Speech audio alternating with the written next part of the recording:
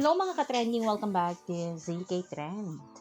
Maiden fans muling nagingay, Donnie at Maymay magkasama sa series na Roja.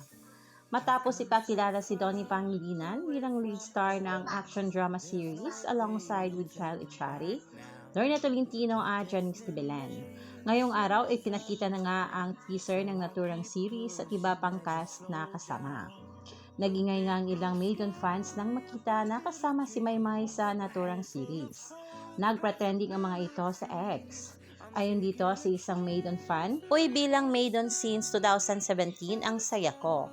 Mag-partner man sila or hindi sa series na to, okay lang makita lang na magkasama sila sa isang project. For sure, ang saya ng mga ka-blue heart ko." Ayon ni dito sa isa, "Lilinawin ko ha, magka-partner man sila or hindi, wakapels ako dyan. Ang masaya ako magkasama sila. Kahit nga magkapatid o marpinsan or mag-BFF pa sila, okay na okay lang, push. Ang mahalaga magkasama sila." At ito pa nga ang ilang mga posts nga ng Maiden fans sa Twitter na talaga namang grabe ang saya nila sa muling pagsasama nga ni Donnie Pangilinan at Maymay Intrata.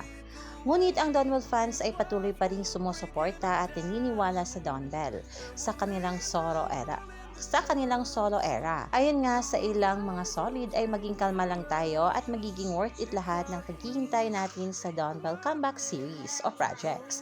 Let there be peace and unity sa lahat nga ng Donbell fans. May tiwala sa isa't isa ang ating Donbell kaya wag tayong matakot. Sina Donnie at Bell na pag-usapan nila yan bago lumabas sa media ang kanilang mga projects. At ang mahalaga, mahal ng Donbell ang isa't isa at yan tayo kakapit. Kayo mga ka-trending, anong opinion nyo at reaksyon nyo tungkol dito? I-comment na. Hanggang dito na lang, maraming salamat sa inyong patuloy na panonood.